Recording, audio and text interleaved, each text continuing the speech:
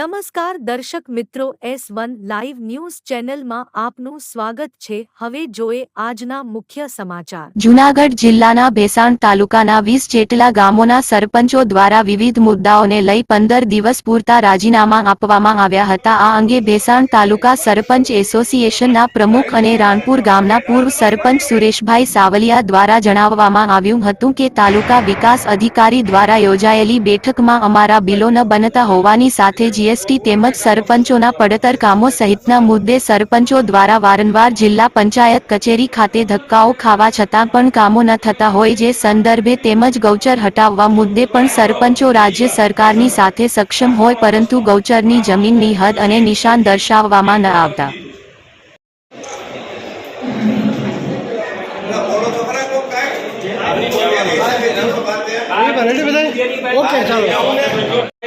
હું તલાટી હતો ભાઈ 12-13 વર્ષ તલાટી હતો। હું સવારે 7ની ટ્રેનમાં જતો, સાંજની 7ની ટ્રેનમાં આવતો।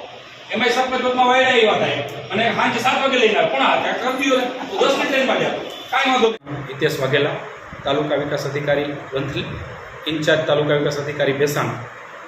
આજરોજ ગ્રામ પંચાયતના સરપંચશ્રીઓ અને તલાટી કમ મંત્રીશ્રીઓની સંયુક્ત બેઠકનું ભેસાણ તાલુકા પંચાયત ખાતે આયોજન કરેલું હતું અને જેમાં સરપંચશ્રીઓના અગાઉથી જે જૂના વિવિધ પડતર પ્રશ્નો છે અને એની મુશ્કેલીઓ છે એ બાબતે તેઓએ વિવિધ રજૂઆતો કરી હતી અને જેમાં મુખ્ય રજૂઆત તરીકે જે ગૌચરના સર્વે નંબરો છે એ ગૌચરમાં દબાણો દૂર કરવા માટે સરપંચશ્રીઓને આપણે કહેવામાં આવેલ છે। તે બરાબર સરપંચશ્રીઓને એવું કહેવાનું છે કે ભાઈ ગૌચરમાં અત્યારે કોઈ હદનિશાન નથી અને વર્ષોથી દબાણો છે જેથી નક્કી કરવા શક્ય નથી, જેથી DILR શ્રી કચેરી તરફથી માપણી કરી આપવામાં આવે। તલાટી પણ મંત્રીશ્રીઓ પણ કોઈ ટેકનિકલ કર્મચારી ન હોય, માપણી કરી આપવામાં આવે તો અમે દબાણ દૂર કરવા તૈયાર છીએ અને વહીવટીતંત્ર અમને આમાં સાથ આપે તે બાબતે સરપંચશ્રીઓને પૂરી બાંહેધરી આપવામાં આવી છે। દબાણ દૂર કરવાની જો સરપંચશ્રીઓ પહેલ કરશે અને પોતાની ફરજ બજાવે એમાં તો વહીવટીતંત્ર એની સાથે છે। આ માટે અત્યારે ઓનલાઈન નવી માપણી ઓનલાઈન થયેલી હોય, હાલ નવા હદનિશાન નથી પરંતુ ઓનલાઈન એ એપ્લિકેશન મોબાઈલ એપ્લિકેશન દ્વારા માપી શકે છે, જેથી સરપંચશ્રીઓને તે બાબતે સમજૂત કરી કે ભાઈ તકમસ્ત્રીઓ છે એમને અમે સૂચના આપી છે એ મુજબ રફલી માપણી કરે અને કોઈનું વધારે નીકળતું હોય તો આ દૂર કરવા નોટિસ આપે। સરપંચશ્રીઓની એકલાની પણ આખી ગ્રામ પંચાયતની જવાબદારી છે, જેથી ગ્રામ પંચાયતને વિશ્વાસમાં લઈ અને દબાણની કાર્યવાહી કરે। અને બીજું કે ખાસ કરીને રહેણાંકના દબાણો જે છે ગામતળમાં કે બીજે કોઈ જગ્યાએ એને નિયમિત કરવા ગ્રામ પંચાયતો તરફથી ભલામણ છે। તો આવા કેસમાં જે કોઈ દરખાસ્તો આવશે તે અન્વયે જરૂરી કાર્યવાહી કરવામાં આવશે અને કબજા હક અને આકારણીમાં મકાનો લેવા માટે પણ સરપંચશ્રીઓની રજૂઆત હતી। જે કાયદેસર દબાણ છે નિયમિત ન થઈ શકે એને દૂર કરવા માટે સરપંચશ્રીઓને જણાવ્યું અને જે ખરેખર દબાણ નિયમિતના કિસ્સાઓ તેમના તરફથી રજૂ થશે એ સરકારશ્રીમાં યોગ્ય કાર્યવાહી રજૂ કરવામાં આવશે।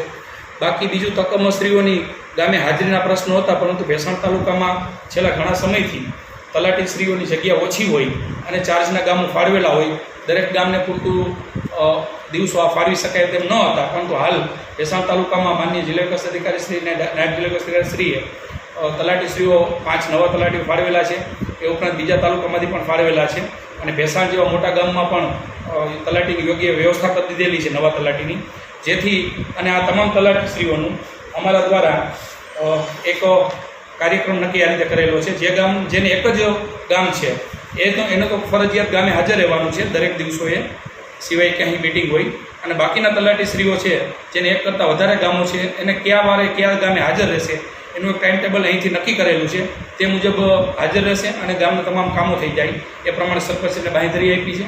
આ ઉપરાંત સરકારમાં જે ફાઇલોનું મૂવમેન્ટ થાય છે તેમાં સરપંચશ્રીઓને થોડું એવું હતું કે ભાઈ મેન્યુઅલ થાય તો ઝડપથી કામ પૂરું થાય, પરંતુ સરકારનું તંત્ર અમારા દ્વારા વ્યવસ્થિત સુદૃઢ કરવામાં આવ્યું છે અને લગત બાંધકામ શાખાને જ ફાઇલો મૂવમેન્ટની જવાબદારી અમે સોંપીએ છીએ, જેથી સરપંચશ્રીને ફાઇલો લઈને દોડાદોડી ન થાય, એમને કરવાની પણ ન હોય। એ વહીવટી કામ છે અમારા વહીવટી કર્મચારીઓ કરશે, પ્રી ઓડિટમાં જવું કે DE પાસેથી કમ્પ્લીશન સર્ટી મેળવવું કે બીજી કોઈ પણ બાબતમાં એ બાબતે અમે વ્યવસ્થા તંત્ર ઊભું કરીએ છીએ, સરપંચને બિનજરૂરી દોડાદોડી ન થાય અને તેમનું ભેસાણથી અમારા રિપોર્ટર એવા કાસમભાઈ હોથી. દર્શક મિત્રો, અમારી ચેનલને એકવાર અવશ્ય સબસ્ક્રાઇબ કરશો. ચાલો મિત્રો, કાયમ અવનવા ન્યૂઝ જોવા માટે તૈયાર રહેજો. બધાને મારા